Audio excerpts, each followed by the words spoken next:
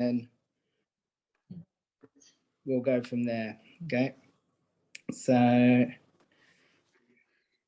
okay, and if you do have any questions, do put them on the Padlet and I'll be able to answer those afterwards. I put a little spot on the Padlet for Group 5 Maths. So just put your questions on there and I'll answer those after the presentation. Okay, so I'll begin now. So Group 5 is mathematics. So whether your child unfortunately likes mathematics or not, they do have to do mathematics for the diploma program.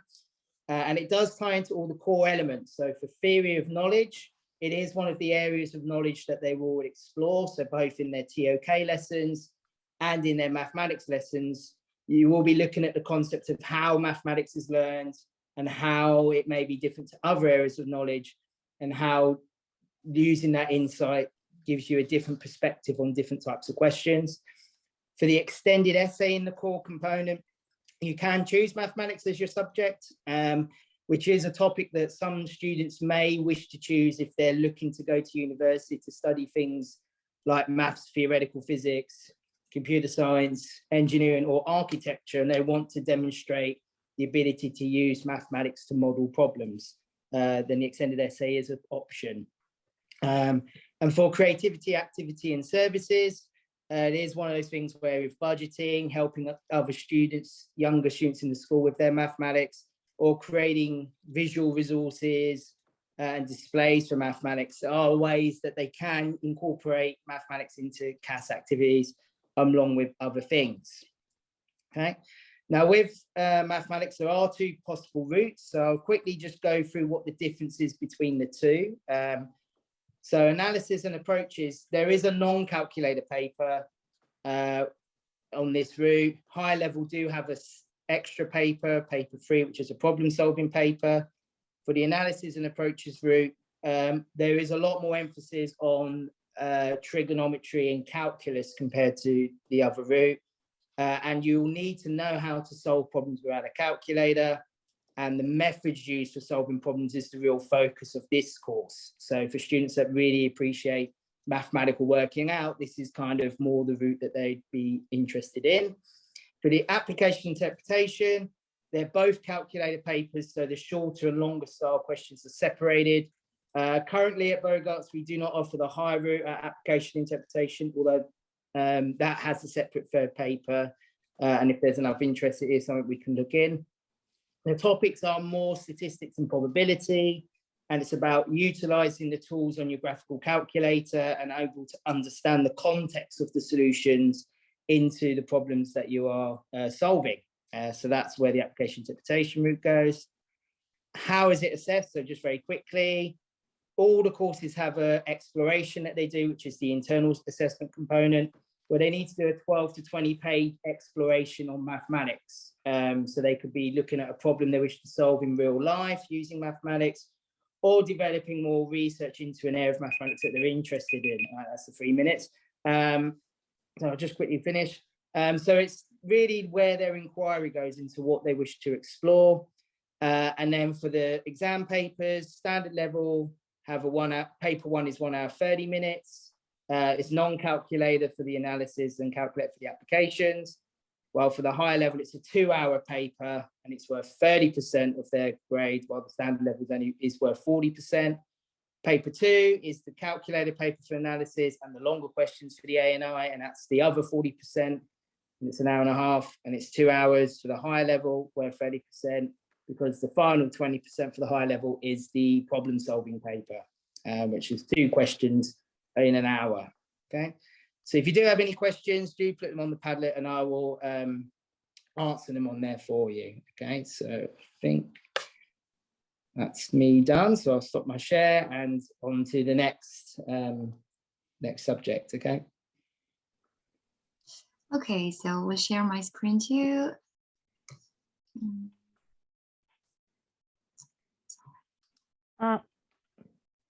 Valentin?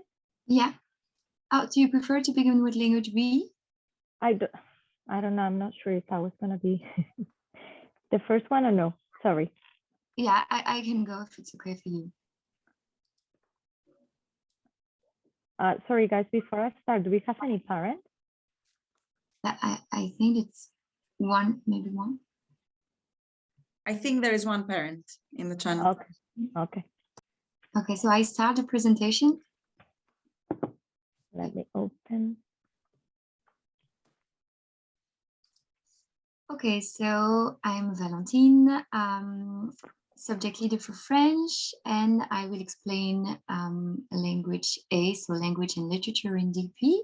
But first, I would like to introduce my language A colleague, who is Emma. So, Good afternoon.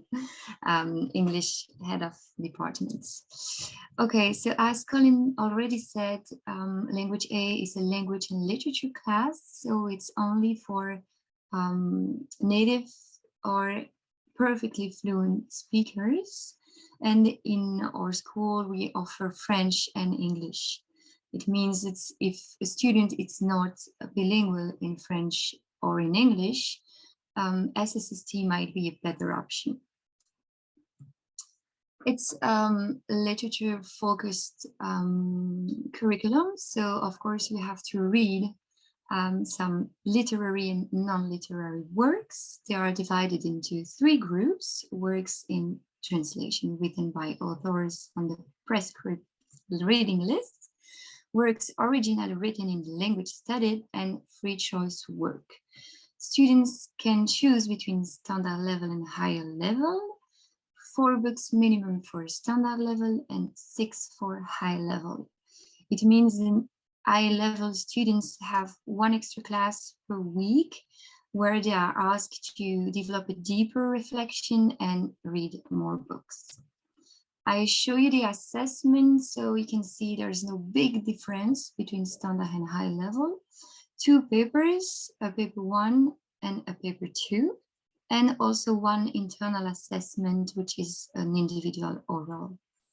For high level, it's quite the same, but criteria are stricter, and also students have to submit an essay, so there's 1 extra internal assessment.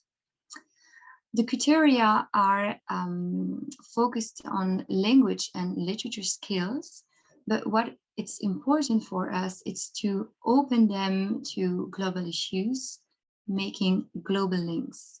So they can also continue to improve social skills, thinking skills, research skills, communication skills, and self-management skills. I'm done, so if you have some questions, I invite you to write them on the Padlet. Thank you.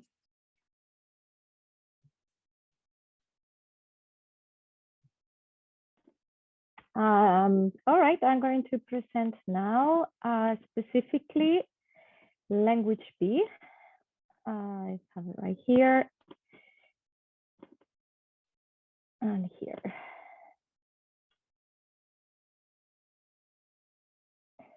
So my name is Eva de la Casa. I am the head of the Spanish department, and for DP, I teach Spanish B. Language B is the section of the language where they have language acquisition. Is not the literature that Valentin just presented, but we also divided in 2 different levels, standard level and high level courses. What I want to point out very much is that the students have to come with some previous experience with the language, with some knowledge of the language, because the courses are not designed to start learning a new language, but to further develop their ability to communicate in the target language. So they cannot join a language B in a DP course if they don't have some previous knowledge of the language. Standard level and highlight level is also a difference, but not much. There is a difference on the hours of learning time. Standard level is 150. It's advised to read literacy work, but it's not required, and students must have at least 2 years studying the language previously to the course. For high level, we have 240 hours of learning time, which is quite a few. It translates on one more class a week. They must read 2 literacy works and read it in the target language. They have to have already a high level of the language to join the high level. And like Valentin said, is a study of the language on the deeper level. In every class, we work with the 4 language skills, which are listening, speaking, reading, and writing. And we try to do a large variety of activities for each of these skills. As you see on the graphic, there is the input, which is the listening and the reading, but then it's very important, of course, the output, which is the writing and most of it the speaking. I'm just going to show the graphics of the assessment, which is a lot of information. And of course, we don't have the time to go over all this now, but there are some differences with the assessments, with how to grade each level. Specifically for Spanish, well, as you know, it's one of the most important languages, the second one, a spoken language in the world. And we also try to open the mind and learn about the culture and traditions of Spanish. So that's it from me. And I think now is time Can I just mention that a standard level is not available in English due to the fact that all excuse me, all subjects are studied in English. We only do English B in higher level. Thank you.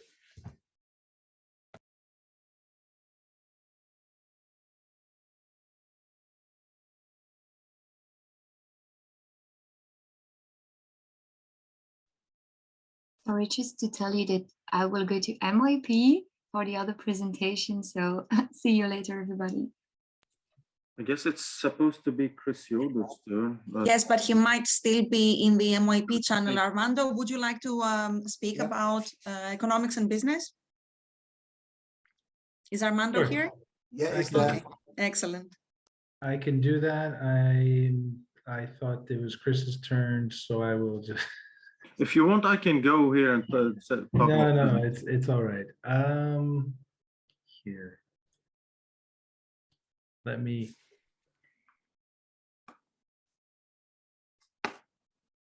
Just one moment. Sorry, guys. Yeah, maybe you can go. I mean, sorry about that. No worries. If it's okay, because I also have the MYP science and we're running late. If it's okay, I would like to go about the DP biology and ESS, because I then have to change into the MYP channel. Go. No problem. Okay, thank you. Have to be flexible. Right. I'll share my screen with you. Okay. This presentation is for DP biology and environmental system and societies. We have decided to present them together. My name is Sofia Critsinelli. I'm teaching biology in DP, and Renard, my colleague, is teaching environmental systems and societies. The pathway to biology is from integrated sciences in MYP. It's one of the purely scientific subjects in DP, biology, chemistry, and physics. The pathway to environmental systems and societies is, as it is a culmination, a combination of sciences and individual societies. Both of these subjects lead into the ESS pathway. DP biology can be taught as HL or as SL. However, in the environmental systems societies, ESS, I will call it ESS from now on, is only an SL subject. What do we, yes? Okay, so what do we address? In both subjects, we address understanding of the concepts. We also target applications and skill development. We see all concepts from the perspective of international mindedness, and also we make links to theory of knowledge, which is a mandatory aspect of the DP experience of all students, as you will hear in other subjects as well. How do we teach and how do we learn in both subjects? We use visual presentations like PowerPoint, hands-on explorations, hands-on activities, practical activities, microscopic observations, field work, online simulations, and also field trips, data collection during field trips. This is something that has already happened in ESS this year. These are some of the pictures that we have taken this year from practical activities and field work with our students. The top left and the bottom right are from the ESS field trip, and the rest of the pictures are from practical investigations that the students themselves have designed for their internal assessment, as I'm going to explain later on in this presentation. How do we... Is there a question? Okay, so how do we communicate teaching and learning? We use ManageBack for our primary as our primary platform of communication to present the topics, to set classwork and homework, to set tasks, to enable submission of work, share feedback, report on progress. ManageBack is our primary platform of communication. I'm not going to bore you too much about the core topics of biology and ESS, but they are listed here, and they are, of course, prescribed by the IB system. The syllabus both in subjects, in biology subjects and ESS. For biology specifically, we have core topics, and for the HL students, we have additional topics. And also usually we have one option topic, but due to the pandemic, this has, the last 2 years has not been included, and it's not being assessed either.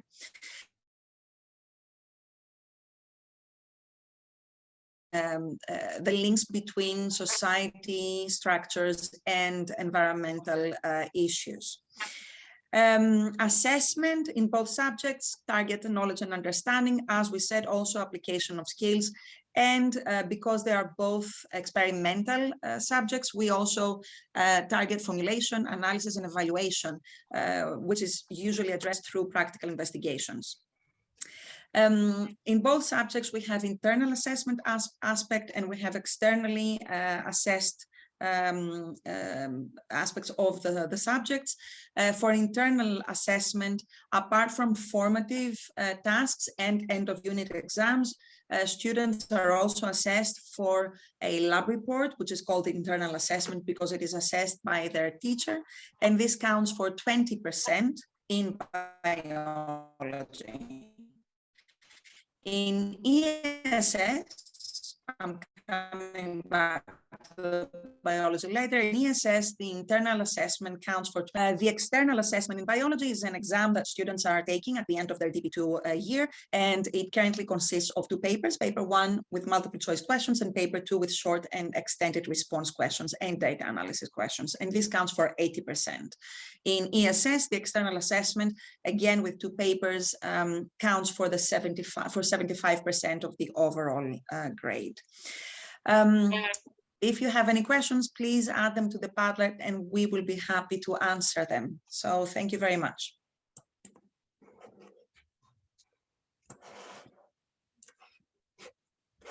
Chris, maybe you can. I was doing the MYP one, so I can jump in and get back in line where I was supposed to be. So let me just share my screen really quick. So yeah, hi everybody, I'm Chris Yoder and I'm the history teacher and also TOK. I'll do the TOK part later. But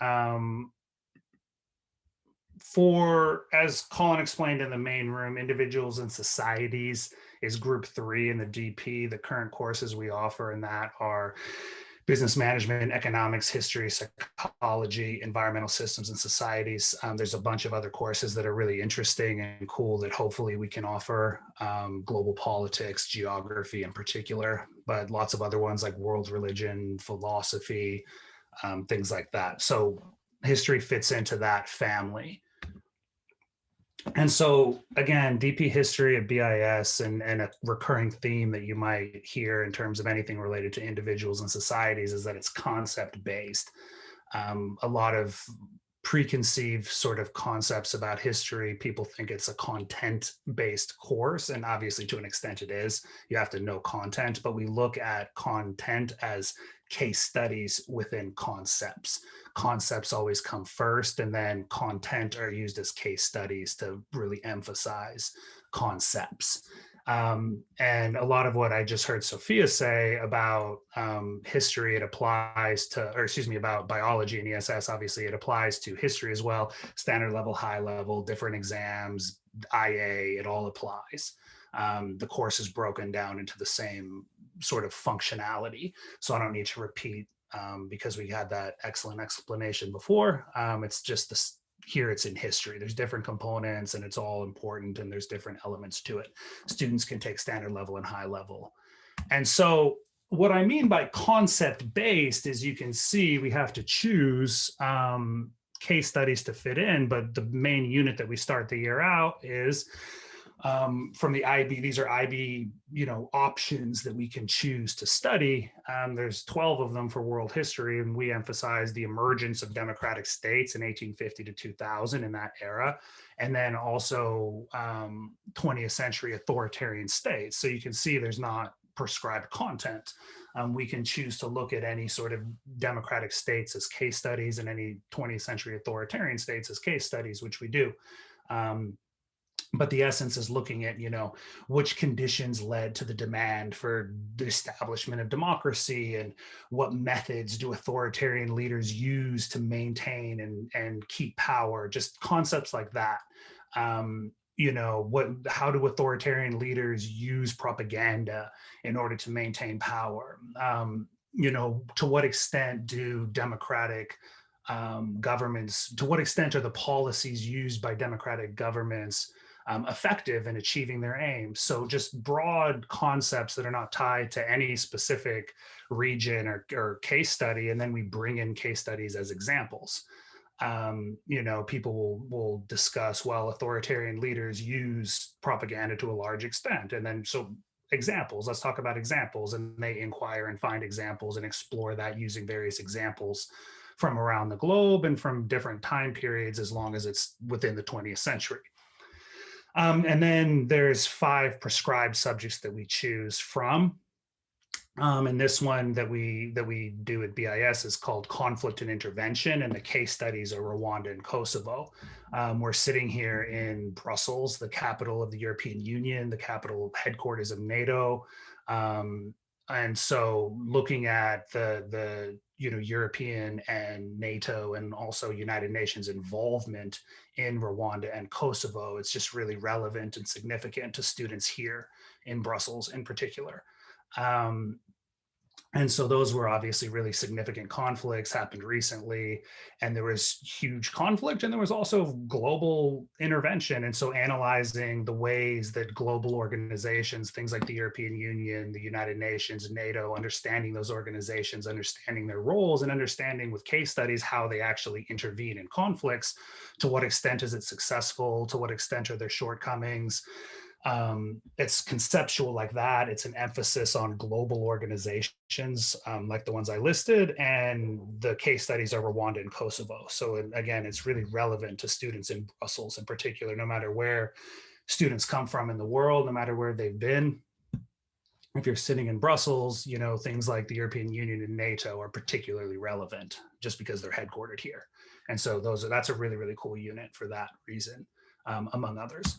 And then high level, it's a whole different vein. It's basically a separate mini history course. Standard level meets twice a week, high level meets once a week, and high level is all based on 20th century East Asia. We look at Japan, China, and Korea in the 20th century primarily. It's broken down into different units with different time frames, but you can see standard level, it's a lot of Europe and Africa, and then high level, it's a lot of East Asia. Primarily, the whole history course is 20th century. So I believe that is my time. If you have any questions, go in the Padlet. I've really enjoyed being able to present to you and discuss with you. And I hope that I hope we see you around soon. So I'm not quite sure who's next because I jumped in line here, but whoever wants to come in. So I can go next, and I apologize for the technical difficulties I had before. but let me share my screen with you now.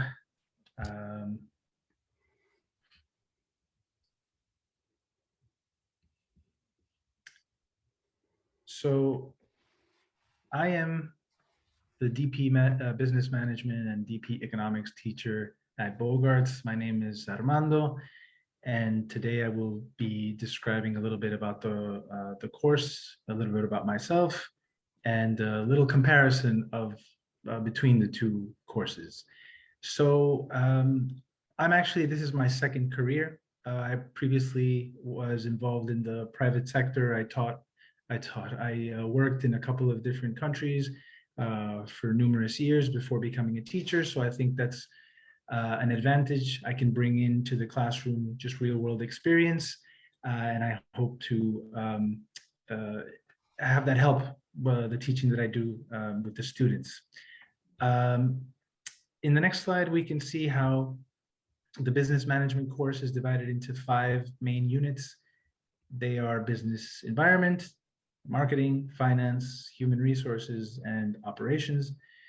We have the approximately 17, 18 months of the DP program to go through these 5 units.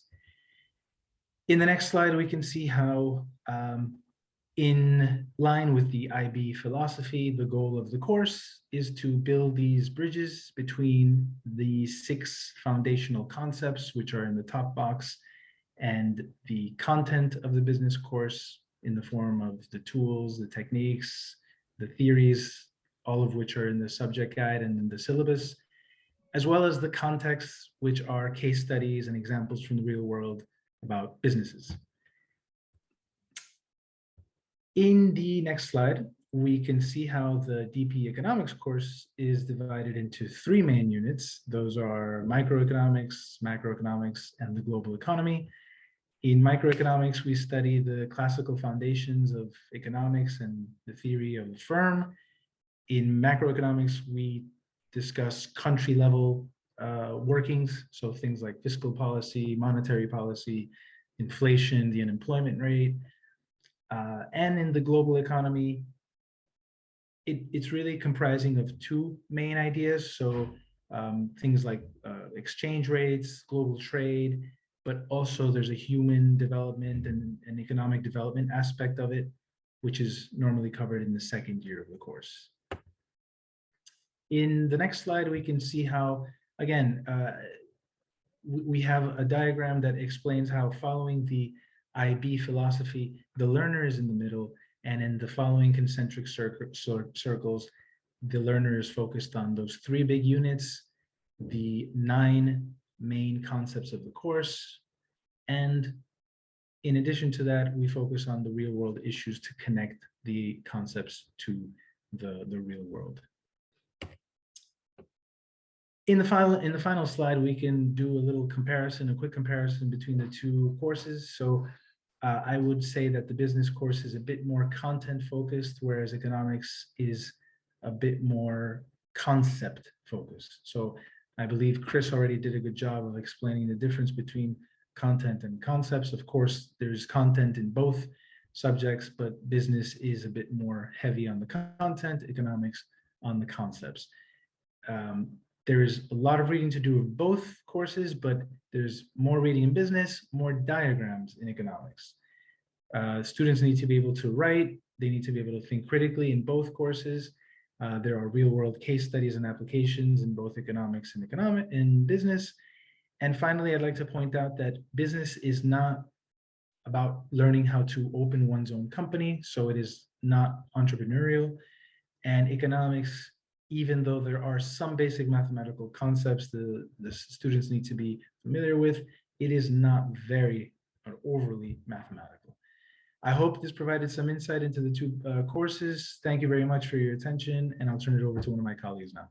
In which we talk about the renewable energies and the solutions that physics is trying to provide to climate change and to all these problems.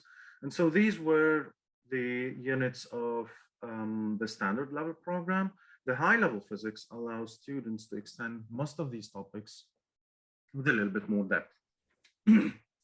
Now, how do we do that? Well, if we don't enjoy the physics, we will not be able to study it. So we try to enjoy it as much as possible. How do we do that? Well, we combine a little bit of math, that's physics, and science with some philosophy, and link all this to the theory of knowledge that Chris talked about. All this with a sense of humor, with a lot of respect to each other, and with a lot of understanding of the importance of physics in our lives. Now, who needs physics if the student is asking, do I need to take physics as a subject or not? Now, of course, if the student wants to be a physicist or a mathematician, the student would need physics. No, not only the physicists, because engineers would need applied physics much more than physicists themselves. Some medical and paramedical majors would need physics also. Some students say, I want to be a lawyer, so I don't need physics. Well, actually, physics classes hone thinking skills. So in physics, we, for example, exercise both mathematical and verbal skills. All problems in physics are word problems that require students to think logically, use analogies, and deal with subtle shades of meaning. Physics teaches students to think, which is a very valuable skill, apart from the knowledge content of physics, of course. The law school entrance exam, for example, requires no particular content knowledge, but 67% of an applicant's score depends on answering logical reasoning and logic game questions.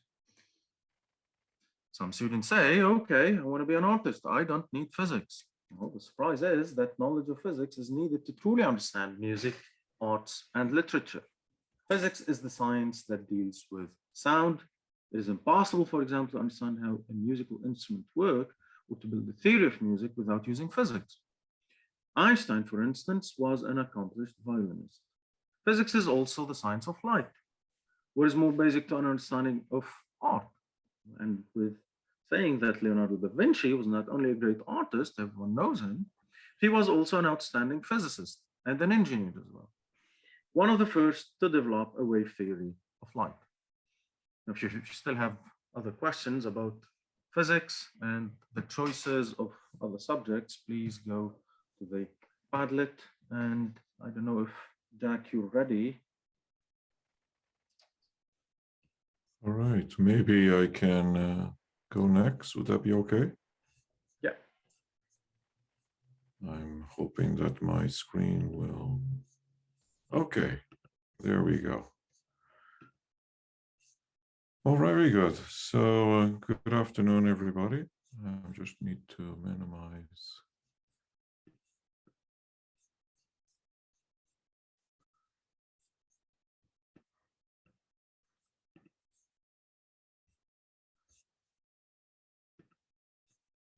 Here we go. Wonderful. All right. Good afternoon, everybody. My name is Jacques de Souza, and I just need to. Okay. Looks like. Okay. I guess the slides are going ahead than I previously thought they would. So that's fine. The graphic that you have in front of you really informs students on what they need to do to advance their understanding of science and its application.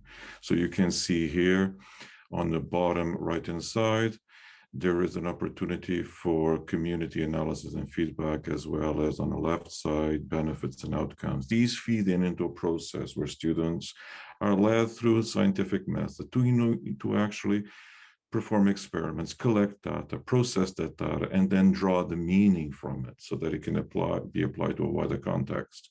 And so all of these different pathways lead to a position where the student is actually exploring and discovering.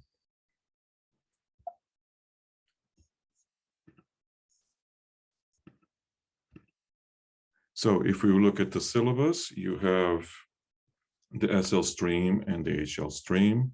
There are hours defined for SL content. HL students have to go through the SL content. In addition to that, they have HL content. In both cases, they have to undergo a process where they have to think of an experiment that's meaningful to them.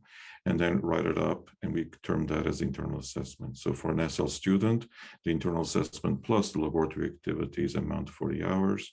For the HL students, it amounts to 60 hours. In addition to that, students have the possibility to embrace an extended essay in chemistry, and of course, they are most welcome to do so. That, of course, involves extra time, extra dedication, but we've had some outstanding work produced by students in the past, and I'm very much looking forward to the work that's going to be coming up in the next couple of years.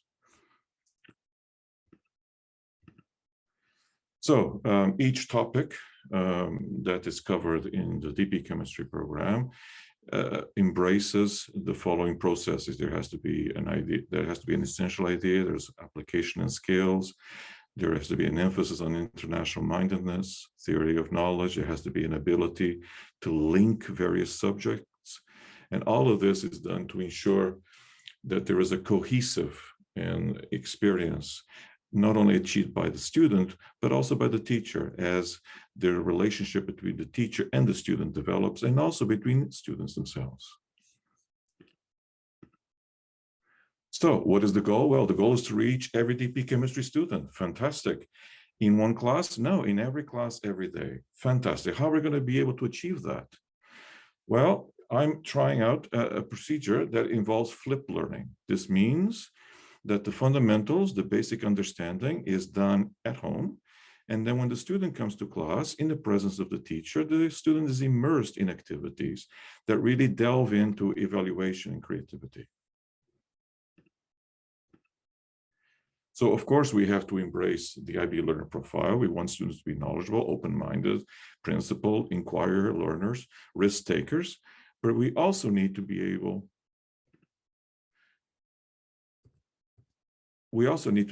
to help them understand how learning works, not just how science works, but how learning works, how the brain works. And in this regard, we need to be able to apply emphasis on the top right-hand side, retrieval practice, being able to space their learning and interweave it. On the bottom right, be able to adopt collaborative and social interaction in order to enhance the ability to learn. Now, on the left side, I'm highlighting how we go about, or how I've been going about implementing these different facets of learning. So at the top, we have create goal structure. We have entry and exit tickets where students have to demonstrate via Google form what they know and what they've learned. We, of course, already talked about the tailored internal assessments and extended essays. We have scaffolding sessions on after school and on weekends to ensure that everybody has an equal chance to not only have a handle of the content, but also skills. And this year, I'm implementing what's known as the CK12 adaptive practice. And in here, we have differentiation in the moment. We have the ability to ensure that students can enter a topic at various levels, and they go from the beginning level through exploring, developing, proficient, and then mastery level. Fantastic. Having that deep understanding of the concept and along with its application. Another facet, intrinsic social and content motivation is coupled with extrinsic motivation. I will come to that topic in a little later, but it's defined by a platform that's been devised by Harvard University known as Perusal.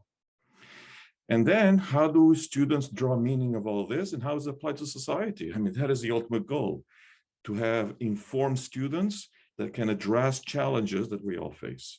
And for that, we had the program 2030 Oceans Odyssey.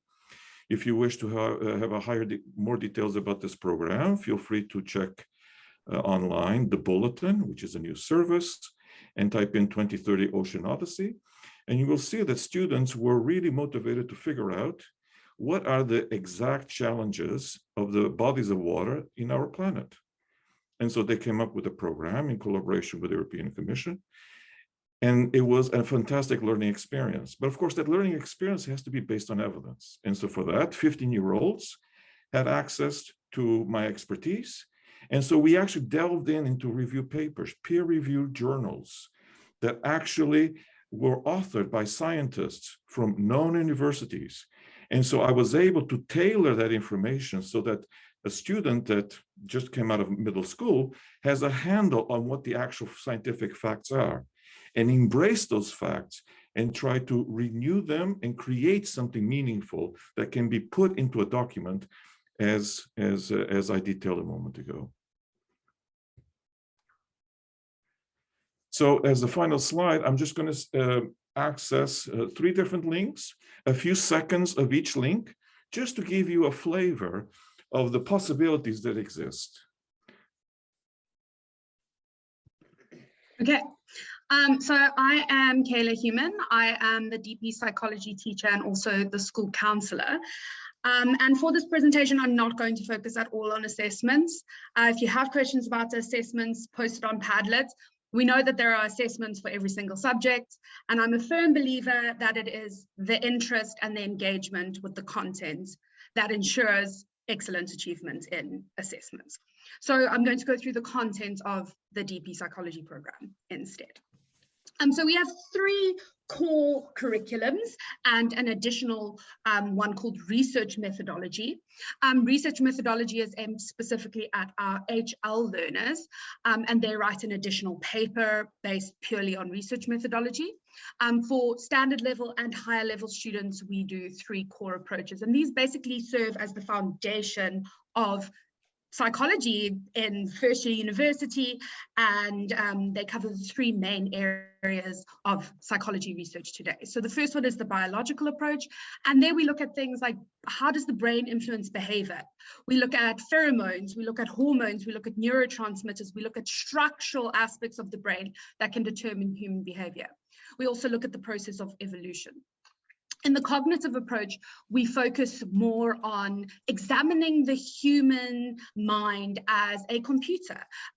What type of things influence memory? How can we improve our memories? We look at things like schema theory. How can we form connections between different aspects of our life? And then in the social cultural approach, we look specifically at society in general. So what influence does society have on human behavior? What influence does the group or teachers or parents have on children's behavior later on in life? And then with research methodology, we look specifically at how do we formulate knowledge within the realm of psychology? How is data collected? How do we analyze it? How do we write it up and interpret it? And that really is a good foundation for anyone who wants to study in the human sciences further. Then on top of our core themes, we also have our optional themes. We specifically do abnormal psychology for standard level and higher level, because this is what people typically associate with psychology. So we look at disorders like schizophrenia, like depression, anxiety disorders, dissociative personality disorders, and we look at where do they come from, what are the symptoms, and how are they treated. And then as an additional unit for our higher level students, we also do the psychology of human relationships. So that involves how are relationships formed, how are they maintained, conflict resolutions. We look at things like the bystander effect, the influence of peer pressure. Those are the types of things we look at in the psychology of human relationships. And then the last thing I want to talk about is the internal assessment. So we're quite privileged in the Department of Psychology in that our IA is students' opportunity to conduct their own psychological experiments. And we do many ones throughout the year, and then they get to choose one that they get to replicate from start to finish. So they get to formulate their hypothesis, they get to design the experiment, they actually get to collect the data, and then they write up an entire report from start to finish. And this is fantastic because this is exactly what is needed for students who want to study psychology or any of the human sciences at a university level. They have one step above the rest, basically, because they are experts by the end of this at conducting experiments within the human sciences. So that's that for psychology. If you have any questions, please post it on Padlet.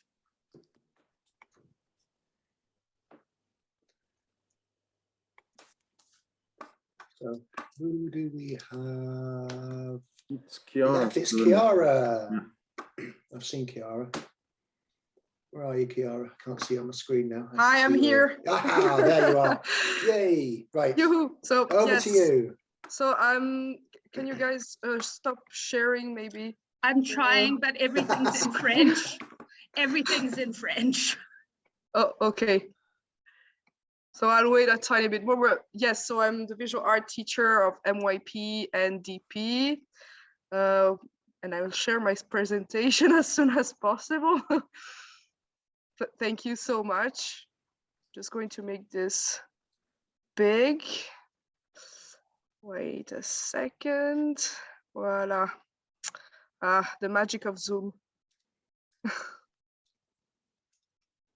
Voila. Oh, I spoiled everything. Awesome. So voila, I teach visual arts in MYP and DP. So what are the requirements to succeed in arts in DP? So the process portfolio, which is 40% of the global grade, the comparative study, which is 20% of the global grade, and the exhibition at the end of the 2 years is 40% of the global grade. So what is the process portfolio? The process portfolio is a digital record of your development as an artist. It should be considered as a collection of evidence to be viewed on screens by an external examiner. It should show that you have experimented with and manipulated a variety of media techniques that are appropriate to your artistic intention. It should show that your art making practice has been informed by critical investigation of artists, artworks, and artistic genre, and provides evidence of how these have influenced and impacted your own work. It will show how you review and refine your ideas, skills, and processes. So the visual arts journal is very important because it's part of the process portfolio. Here are some examples of the journal content. So it should show the exploration of skills, techniques, and processes, investigation and making connection between artists, art movements, for example, ideas and intention of the student, the personal reflection of the student while looking at art pieces, for example, or for his own works, and presentation of works and art vocabulary, which is very important. So what is the comparative study? So it's a critical and contextual investigation of other artists' work. It's worth 20% of the marks. And the student will have to choose art and or an artifact by different artists and from different cultures to analyze and compare. Of course, the requirements are different if you're high level or standard level arts. So what is the exhibition? The exhibition happens at the end of the 2 years, and it's a collection of artworks selected from the art that you have created during the course and assembled for display to an audience. So the exhibition is assessed internally and it's worth 40% of the global grade. Voila, I'm done with my presentation. Thank you so much for your attention. I will try and stop sharing. Huh? Hello, my name is Gloria, and I have the pleasure to be the CAS coordinator at BIS for the past 5 years. This year, Kayla Human has joined me to guide our DP students through the enriching CAS journey. CAS is the heart of the diploma program. Students will be involved in a range of activities beyond the academic classroom. We invite our students to get out of their comfort zone through experiential learning.